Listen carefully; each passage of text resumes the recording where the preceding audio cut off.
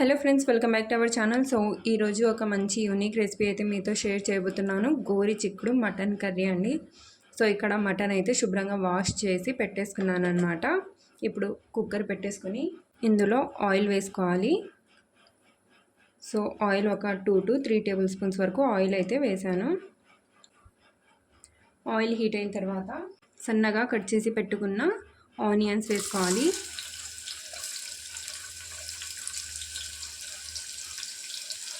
అలాగే పచ్చిమిర్చి. సో ఇలా ఒక 3 to 4 పచ్చిమిర్చి కట్ చేసి వేసుకోవాలి. ఇప్పుడు వీటిని బాగా ఫ్రై చేసుకోవాలి. ఇందులోనే ఒక 1/2 టీ స్పూన్ పసుపు యాడ్ చేసుకోవాలి. ఆనియన్స్ మంచి గోల్డెన్ బ్రౌన్ కలర్లో వచ్చేంత వరకు ఫ్రై చేసుకోవాలి. ఓకే అండి. సో ఆనియన్స్ ఇలా మంచి గోల్డెన్ బ్రౌన్ కలర్లో వచ్చిన తర్వాత అల్లం వెల్లుల్లి పేస్ట్ 1.5 టేబుల్ స్పూన్ యాడ్ చేసుకోవాలి. పచ్చి వాసన పోయేంత వరకు బాగా ఫ్రై చేసుకోవాలి. ఓకే అండి. సో ఇలా 1 మినిట్ ఫ్రై చేసుకున్న తర్వాత సన్నగా కట్ చేసి పెట్టుకున్న టమాటాలను వేసుకోవాలి. సో ఇక్కడ ఒక 3 పెద్ద టమాటాలను తీసుకున్నాను.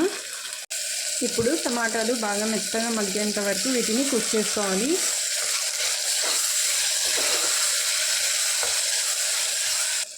ఓకే అండి. సో టమాటాలు బాగా మెత్తగా మగ్గిపోయాయి కదా. ఇప్పుడు ఇందులో మనం వాష్ చేసి పెట్టుకున్న మటన్ యాడ్ చేసుకోవాలి.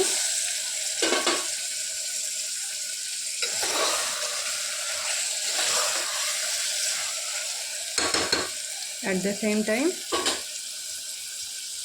గోరు చిక్కుడుకాయలు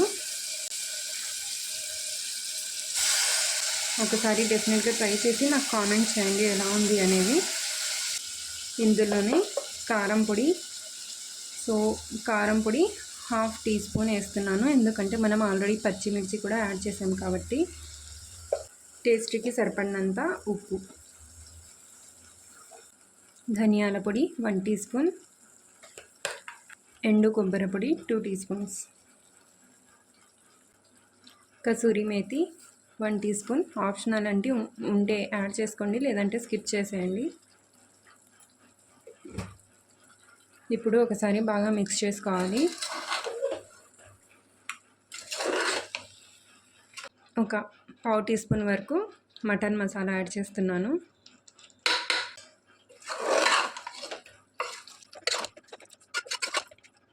ఇందులో వాటర్ యాడ్ చేసుకోవాలి. సో మీకు గ్రేవీ ఎంత కావాలో దాని అకార్డింగ్ వాటర్ యాడ్ చేసుకోండి. ఇక్కడ నేను 1 గ్లాస్ వాటర్ యాడ్ చేస్తున్నాను. ఒకసారి బాగా మిక్స్ చేసుకొని లిడ్ పెట్టాలి. ఒక 3 విజిల్స్ వస్తే సరిపోతుంది.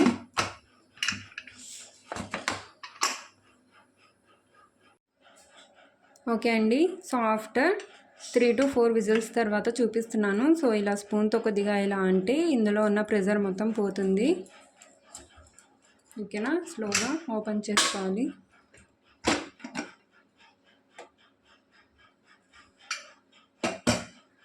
సో చాలా సింపుల్గా అండ్ చాలా ఈజీగా చాలా టేస్టీగా ఉంటుందండి. ఒకసారి ఈ స్టైల్లో ఈ మెథడ్లో ఒకసారి డెఫినెట్గా ట్రై చేసి నాకు కింద కామెంట్స్ చేయండి. ఓకేనా, ఎలా ఉంది రెసిపీ అనేది.